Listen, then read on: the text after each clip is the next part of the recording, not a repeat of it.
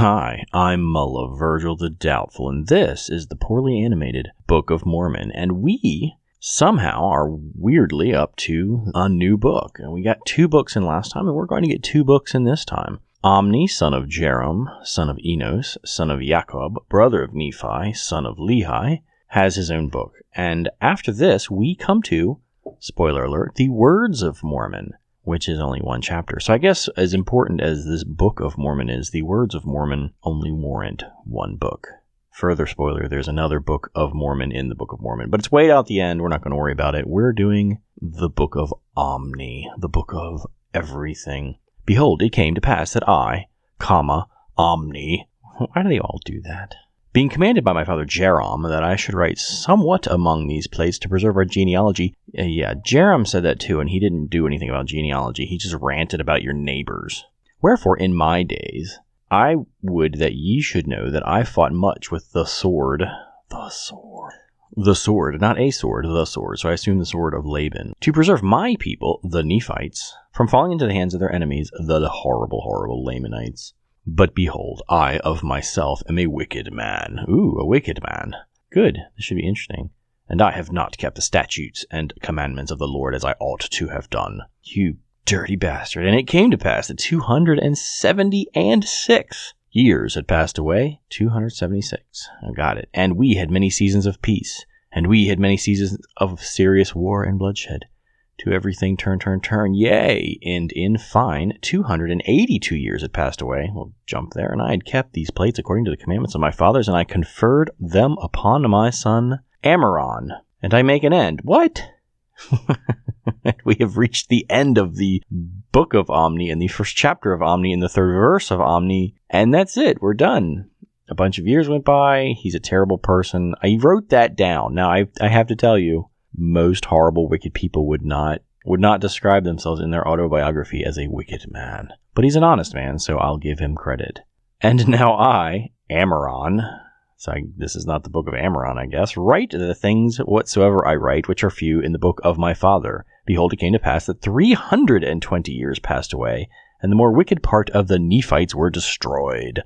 But not the Lamanites, just the Nephites. For the Lord would not suffer, after he had led them out of the land of Jerusalem and kept and preserved them from falling into the hands of their enemies, some of whom you brought with you, yea, he would not suffer that the words should not be verified, which he spake unto our fathers, saying that, inasmuch as ye will not keep my commandments, ye will not prosper in the land. Except the Lamanites have prospered in the land, and they have not kept your commandments. Wherefore the Lord did visit them in great judgment. Nevertheless he did spare the righteous, that they should not perish, but he did deliver them out of the hands of their enemies. And it came to pass that I did deliver the plates unto my brother Chemish. So why did they break this up into a bunch of books? They could have just called this like the Book of the Kings or something. Now I, Chemish, another male, write what few things I write in the same book with my brother. For behold, I saw the last which he wrote, just leaning over his shoulder, that he wrote it with his own hand, and he wrote it in the day that he delivered them unto me. And after this manner we keep the records, short as they are, for it is according to the commandments of our fathers. And I make an end. Wow, Chemish just gets one and done. Boom. Short and sweet. Behold, I, Abinadom, and the son of Chemish, and the nephew of guy whose name I've already forgotten because he didn't tell Amaron, and who was the son of somebody. Behold, it came to pass that I saw much war and contention between my people, the Nephites, and the Lamanites. And I, with my own sword, have taken the lives of many Lamanites in the defense of my brethren, murdered many a man. And behold, the record of this people is engraven upon the plates which is had by the kings. So why don't you call the book that? According to the generations, and I know of no revelation save that which has been written, neither prophecy. Wherefore, that which is sufficient is written, and I make an end. I'm going to lose track of these. Behold, I am Ameliki, the son of Abinadom. Behold, I will speak unto you somewhat concerning Mosiah. Who is Mosiah? Who is made king of the land of Zarahemla. Zarahemla, ladies and gentlemen, for behold, he being warned of the Lord that he should flee out of the land of Nephi. When did this happen? And as many would have hearkened unto the voice of the Lord should also depart out of the land with him into the wilderness. You're splitting them up again. Strange. And it came to pass that he did according as the Lord had commanded him. And they, the people of, Mosiah, departed out of the land into the wilderness, and as many would hearken unto the voice of the Lord, and they were led by many preachings and prophesying. prophesying. And they were admonished continually by the word of God, and they were led by the power of his arm through the wilderness until they came down into the land, which is called the land of Zarahemla. Who calls it that? And they discovered a people. Here we are. Who were called the people of Zarahemla, probably by themselves. Now, there was great rejoicing among the people of Zarahemla, and also Zarahemla did rejoice exceedingly. What? Is Zarahemla a person as well? And a land and a people, like Nephi? Because the Lord had sent the people of Mosiah with the plates of brass, which contained the records of the Jews. So, Mosiah has left Nephi, the Nephites, with the plates of brass, which is the Old Testament. Have you guys not made a copy of this? You clearly have the technology. Make a copy of it. Make several. Behold, it came to pass that Mosiah discovered that the people of Zarahemla came out from Jerusalem at the time that Zedekiah, king of Judah, was carried away captive into Babylon. Hang on, I have to go look up when that is exactly. Okay, now I'm really confused because I'm thinking it wasn't the person I'm thinking, but it is. Zedekiah is king of Judah. It's at the same time, and it's right at the same time as Lehi left. And so Zarahemla left Judah at the same time they left Jerusalem. And they didn't meet up in the wilderness or anything. And they journeyed in the wilderness and were brought by the hand of the Lord across the great waters. Well, you made 2 boats at the same basic time? Why? Why is there another group of people? I mean, it's great genetically, don't get me wrong. But why are we just finding out about these people? They land across the great waters into the land where Mosiah discovered them, and they had dwelt there from that time forth. This is big news, people. This is amazing. And at the time that Mosiah discovered them, they had become exceedingly numerous. Of course they had. Nevertheless, they had many wars and serious contentions. With whom? With whom are you fighting? Also the Lamanites? Do you have your own Lamanites? The anti-Zarahemlites? They had fallen by the sword from time to time, and their language had been corrupted. Well, how do you know all this then? And they had brought no records with them. They didn't bother to go kill someone and steal the brass plates from them. Why did God not have that plan going? Did they just stuck with the women part of the plan, probably. They brought no records with them, and they denied the being of their creator. Mosiah nor the people of Mosiah could understand them. But it came to pass that Mosiah caused that they should be taught in his language. Oh, problem solved. Boom. I don't speak your language, so I'll just teach you mine. Boom. And it came to pass that after they were taught in the language of Mosiah, wasn't it the language of Nephi? Zarahemla gave a genealogy of his fathers according to his memory, and they are written, but not in these plates. So go look elsewhere in the other plates, which we don't have. And it came to pass that the people of Zarahemla and of Mosiah did unite together, and Mosiah was appointed to be their king. Boom. Just like that. King. Just teach some people a language and you're king. That's how it works. That's why Rosetta Stone, the company, is so powerful. They're just crowns on everybody's head. And it came to pass in the days of Mosiah that there was a large stone brought unto him with engravings on it. And he did interpret the engravings by the power and gift of God. And they gave an account of one Coriantumr, and the slain of his people. And Coriantumr was discovered by the people of Zarahemla, and he dwelt with them for the space of 9 moons. 9 moons. It also spake, I almost said it came to pass, because I'm so used to that. It also spake a few words concerning his fathers, I assume Coriantumr, and his first parents came out from the tower. Which tower? At the time, At the time the Lord confounded the language of the people. Boom. Tower of Babel. Right here. 22 Omni. Never happened. But here it is in the Book of Mormon. Tower of Babel. And the 70 of the Lord fell upon them according to his judgments, which are just. I don't know who the 70 of the Lord are. And their bones lay scattered in the land northward. Behold, I, Ameliki, was born in the days of Mosiah, and I have lived to see his death. Oh. And Ben-Jammin, his son, reigneth in his stead. Okay. And behold, I have seen in the days of King Ben-Jammin a serious war and much bloodshed between the Nephites and the Lamanites. Dun dun dun. We know this. But behold, the Nephites did obtain much advantage over them. How did they do this? Is it their steel swords? Yea, insomuch that King Ben-Jammin did drive them out against the... I'm going to keep calling him that. Ben-Jammin did drive them out of the land of Zarahemla. So you've already known about the land of Zarahemla. I don't understand. This is the first time we've heard of these people, and yet you're insisting that there is...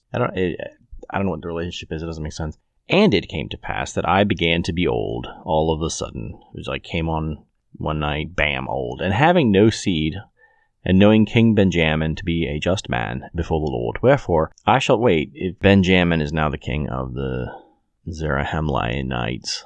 And knowing King Ben-Jammin to be a just man before the Lord, wherefore I shall deliver up these plates unto him. Oh, Ameliki is giving the plates to Benjamin, which is, so there's a break in the lineage here. Exhorting all men to come unto God, the Holy One of Israel, and believe in prophesying, and believe in prophesying, and in revelations, and the ministering of angels, and the gift of speaking with tongues, and the gift of interpreting language, and in all things which are good, for there is nothing which is good save it comes from the Lord, and that which is evil cometh from the devil, who came from the Lord, and so in a roundabout way. And so by the transitive property, all evil comes from God. And now, my beloved brethren, I would that ye should come unto Christ, who is the Holy One of Israel. Do they know about Jesus? Are they aware of all this? And partake of his salvation, and the power of his redemption. Yea! Come unto him, and offer your whole souls as an offering unto him. That sounds dark, by the way. And continue in fasting and praying and enduring to the end, several thousand years from now. And as the Lord liveth, ye will be saved. And now, I would speak somewhat concerning a certain number who went up into the wilderness to return to the land of Nephi. Oh, okay. For there was a large number who were desirous to possess the land of their inheritance. Is there anyone left in Nephi? They're going back. Is there anybody left there? Wherefore they went up into the wilderness, and their leader being a strong and mighty man, and a stiff-necked man. Wherefore, why is that an added-on thing? Wherefore he caused contention among them, and they were all slain, save 50 in the wilderness, and they returned again to the land of Zarahemla. Wonderful. And it came to pass that they also took others to a considerable number, and took their journey again into the wilderness. They're not very smart. And I, Ameliki, had a brother who went with them, and I have not since known concerning them. And I am about to lie down in my grave, and these plates are full. All the plates are full? And I make an end of my speaking. And that is the end of Omni, which had very little to do with Omni. Most of it was about Ameliki, and about King Ben-Jammin, and about this guy Mosiah, and these people who came from the Tower of Babel, because that's real. And so I guess we have more people lurking around in the wilderness. I wonder how many there are, because they didn't know these other people were there, and they seemed like they're right next door. Right next door. They could have been thousands of miles away.